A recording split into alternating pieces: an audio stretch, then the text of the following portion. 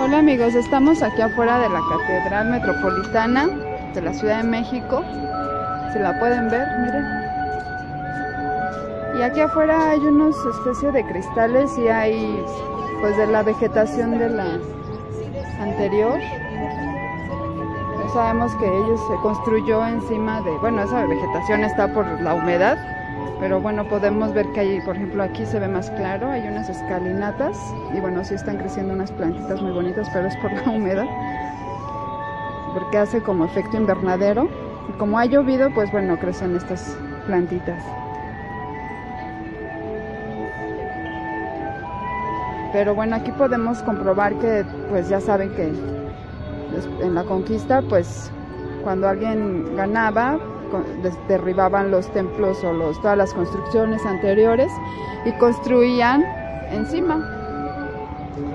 Y bueno, ahorita está como cerrado aquí tienen como cerrado, no sé si no se puede pasar para allá. Y bueno, pero también se puede ver, aparte de las plantas, es que ya crecieron bastante. Pues el piso, ¿no? El piso de las construcciones anteriores. Y más para acá podemos ver algunos restos de columnas que pues seguramente estuvieron por aquí. Aquí los encontraron y bueno, aquí los dejaron. Entonces vine aquí, amigos, porque quiero hacer una reflexión acerca de, pues más que nada aclarar si es lo mismo la filosofía que tenían nuestras culturas ancestrales a la religión que de alguna manera pues se adoptó con la conquista. Entonces, pues ahora sí que vamos a ver, ¿es Toltecayot o religión? Y nos vamos a dar cuenta que las religiones abrazaron muchos de los conceptos filosóficos que tenían las culturas o las civilizaciones madre, las de donde orgullosamente provenimos.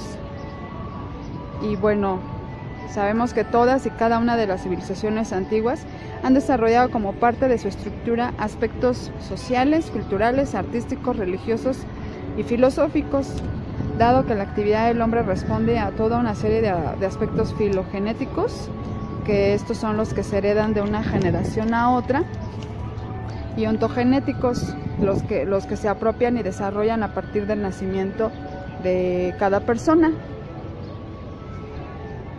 Entonces, el ser humano al nacer solo cuenta con los instintos que le van a asegurar la supervivencia, pero en sí mismo es tierra fértil para que en él sean sembrados todos los aspectos culturales, morales, de lógica social, que le dotarán de las herramientas necesarias para desempeñar su actividad en la comunidad.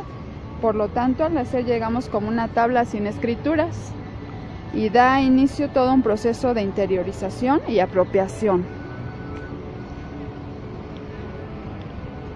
Cuando cada uno de nosotros nacimos ya existía el lenguaje, las costumbres, creencias, mitos, ritos y tradiciones que en el transcurso de nuestro desarrollo vamos interiorizando.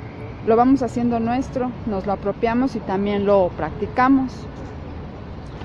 De aquí es donde nace la cultura, palabra asociada directamente con cultivo o el acto de cultivar, que en el caso al que nos referimos señalamos directamente el cultivo de hombres y mujeres de una determinada comunidad y nación. En este sentido, la familia y la comunidad serán el campo fértil del cual una persona se cultivará, se nutrirá para desarrollar su personalidad. En otras palabras, un ser humano en el transcurso de su desarrollo tomará, se apropiará y personalizará todo un conjunto de pensamientos, ideas, creencias, normas y pautas que le servirán para actuar frente a su realidad.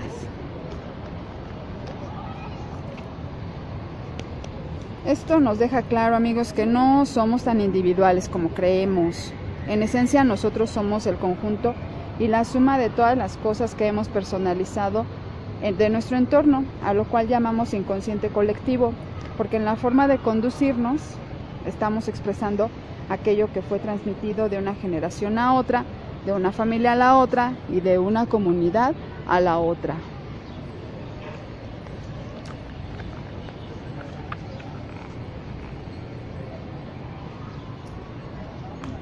manera de ejemplo podemos revisar la historia de México y nos daremos cuenta que el atraso que tenemos en muchos aspectos como nación, principalmente de orden social y político, responden a la devastadora colonización a la que hemos sido impuestos desde hace casi 500 años, en la cual pues en este caso Porfirio Díaz contribuyó bastante. Después vamos a hacer un estudio de la personalidad y toda la influencia de Porfirio Díaz, amigos, porque pues él de alguna manera sí fue una pieza muy importante para dañar nuestro país. En cambio, cuando surgen necesidades comunitarias, el pueblo responde de manera altruista y de una forma espectacular, cuando tenemos cercanía con la forma de vida y pensamiento de nuestros sabios y abuelos del antiguo Anáhuac.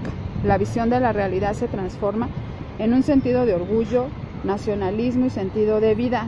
Estas dos facetas de nuestra existencia moran y viven activamente en nuestro inconsciente colectivo.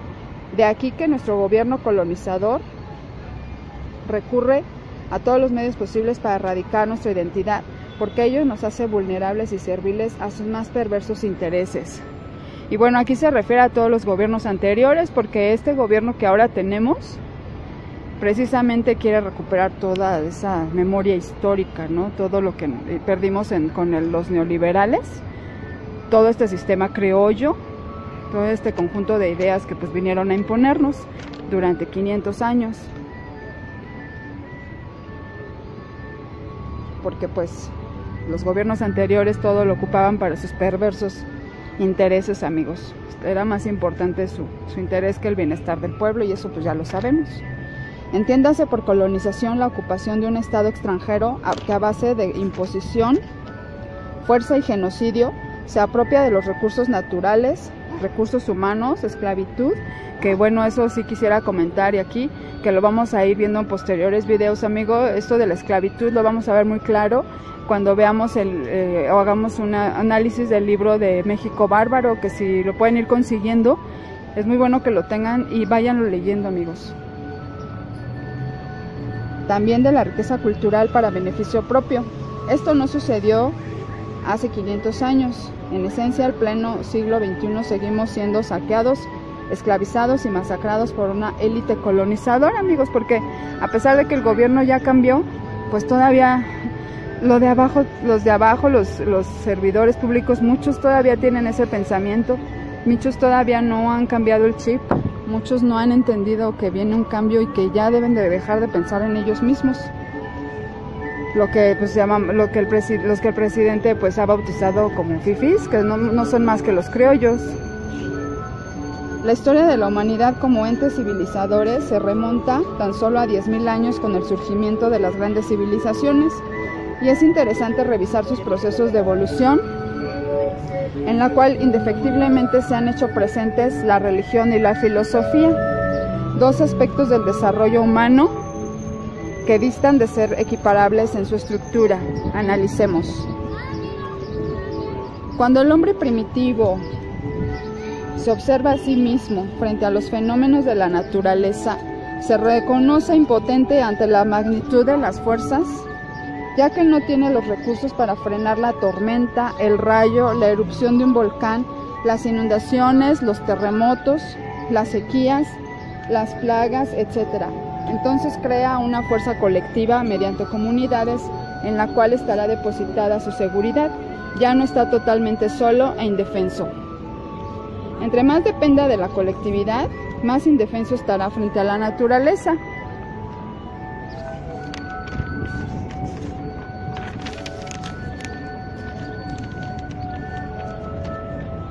Y a ver, amigos, nos guste o no, el ser humano es la especie más indefensa sobre todo el planeta.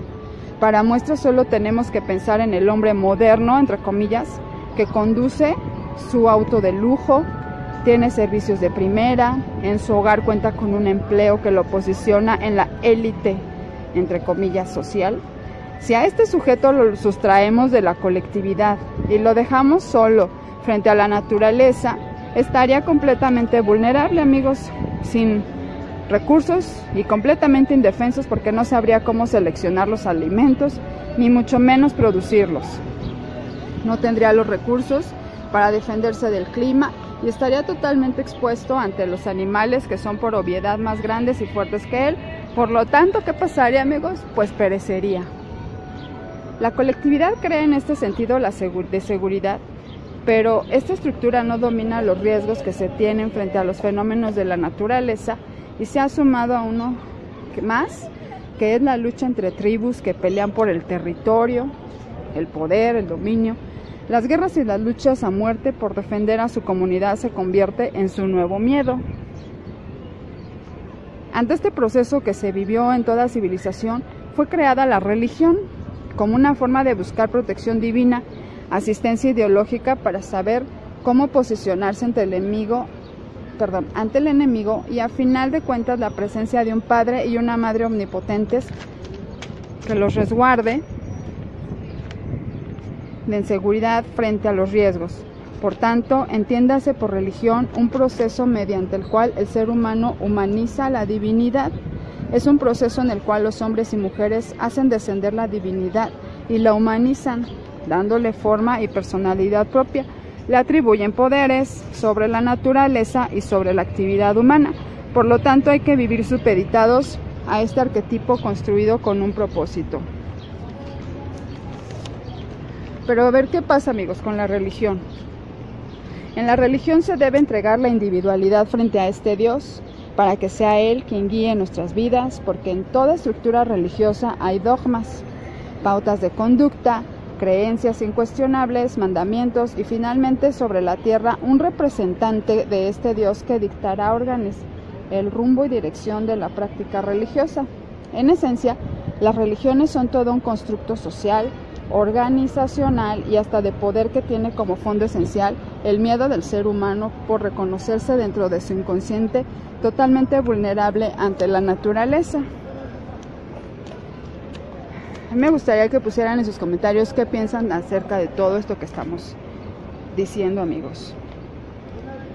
La tesis fundamental de Erich Fromm en su libro El miedo a la libertad gira en torno a este concepto en el cual la entrega de la individualidad, la entrega de la libertad, es el costo que el ser humano tiene que asumir por la falsa seguridad que ofrece un gobierno o una religión. Por este motivo, las religiones siempre se mantendrán estrechamente relacionadas al poder político, ya que siempre han ido de la mano. Su sustento es el mismo. Sin embargo, esto no quiere decir que la divinidad no exista, no hay que malentender. Esto no quiere decir que las cosas del espíritu estén en el vacío, no quiere decir que no haya una esencia divina que rija la marcha del universo. Espero que vayamos entendiendo a dónde vamos.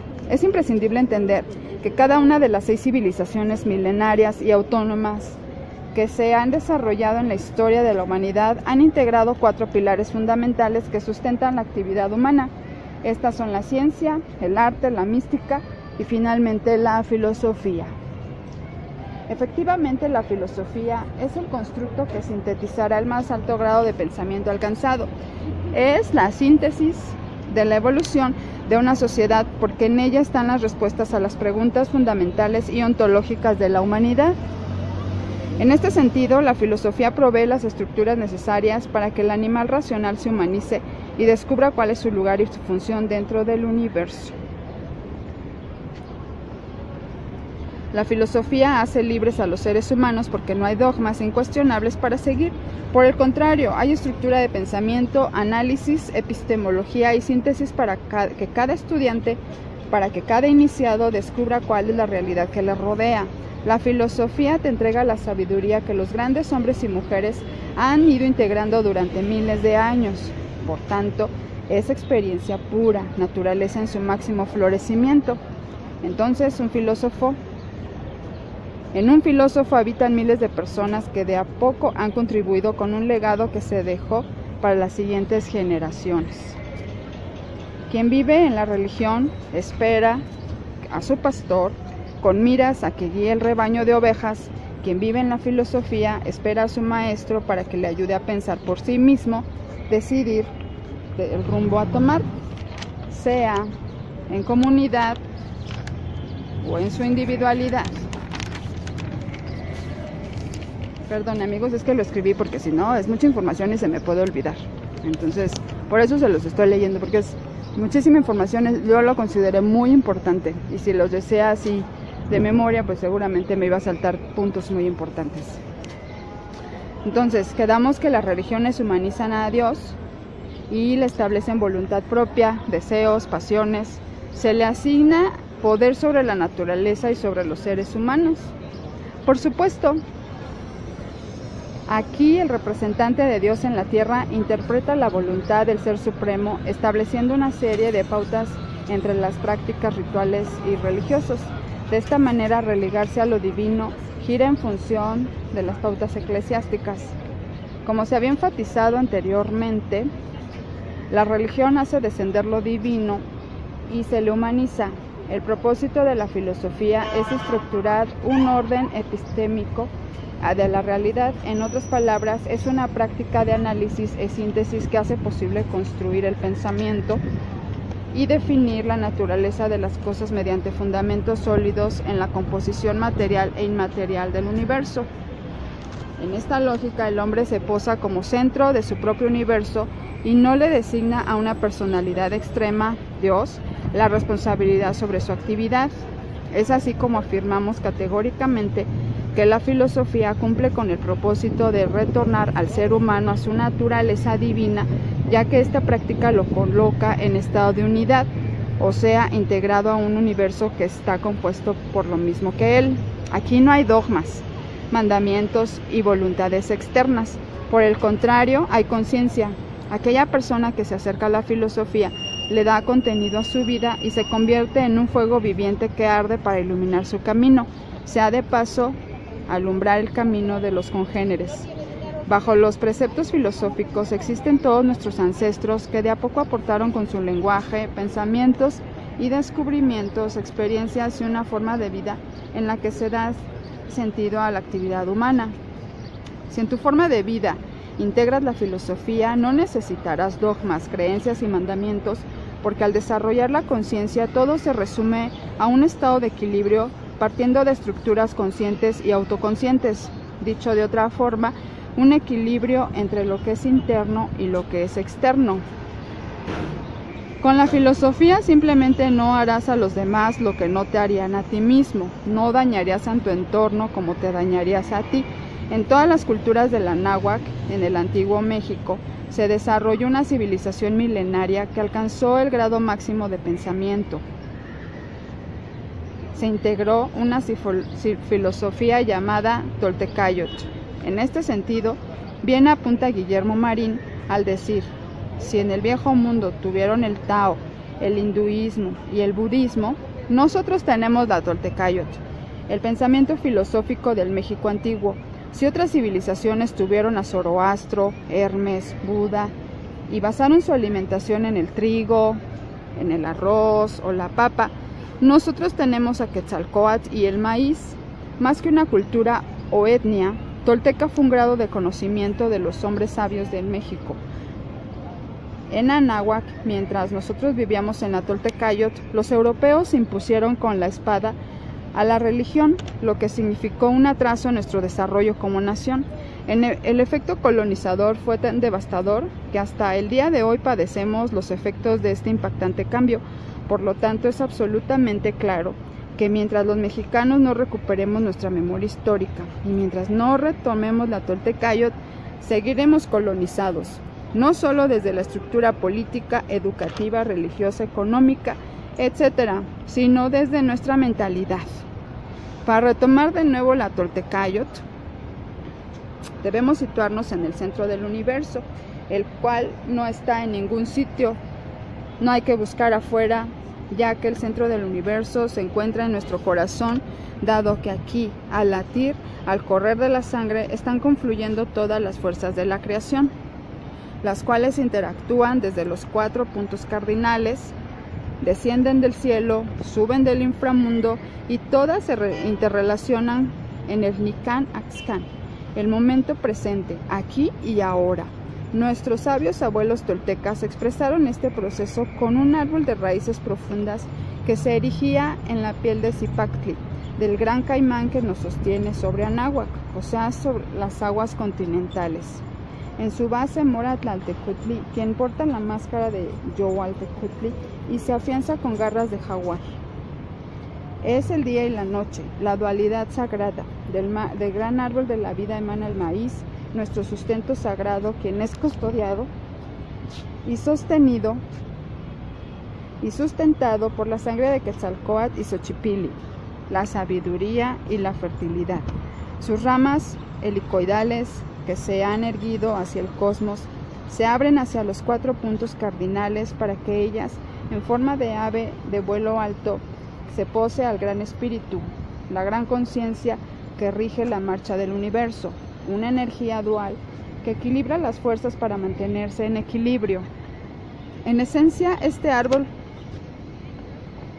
nos representa en una naturaleza que nos permite mantenernos erguidos con las raíces profundas. Nos nutrimos de la tierra que da el maíz para hacer la vida y del cielo que llega la energía cósmica solar que hace florecer los corazones de los más iguales, de aquellos que han merecido tener un tiempo sobre la tierra. Conozcamos y vivamos la Toltecayotl. En este modelo filosófico está nuestro retorno al origen y a nuestro equilibrio. Este es un conocimiento que nos ha sido negado a los mexicanos. Se nos ha impuesto un enfoque colonizante, eurocéntrico, haciéndonos creer que lo único válido para ser considerado arte y filosofía proviene de la antigua Grecia. Con la Toltecayotl retornemos a la divinidad, personalicemos e interioricemos nuestra herencia sagrada, desarrollemos raíces profundas que nos den una forma de vida sólida, sustentable y equilibrada, raíces que nos permitan tocar con nuestras ramas, con nuestra diversidad, aquellos atributos relacionados al espíritu. Abramos nuestra mente, nuestro corazón, para que ahí se manifieste Quetzalcóatl, la gran conciencia cósmica. Porque, amigos, Quetzalcóatl para nuestros ancestros no era un dios como lo enseñaron ni Tlaloc, ni Huitzilopochtli. Ninguno de ellos era dioses, amigos.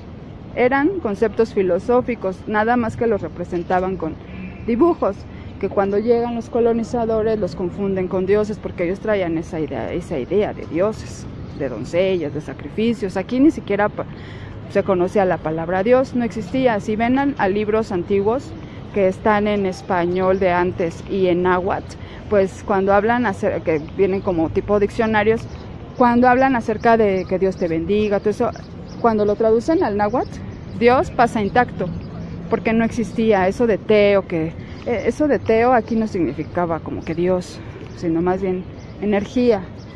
Eso de Teotihuacán, que se tradujo como lugar donde se hacen dioses los hombres, no es cierto. Es donde el hombre se convierte en energía, amigos. O sea, es muy diferente. Los conceptos pues de Europa eran muy diferentes a los que se tenían aquí, y eso es lo que vamos a ir aprendiendo, amigos. Pues los dejo, les agradezco muchísimo su atención y bueno, dejamos aquí este recinto que fue construido sobre los cimientos, sobre construcciones antiguas de nuestros ancestros. Bueno, pues es todo, amigos, muchas gracias. Comenten, pongan su like, compartan y bueno, les agradezco. Saludos.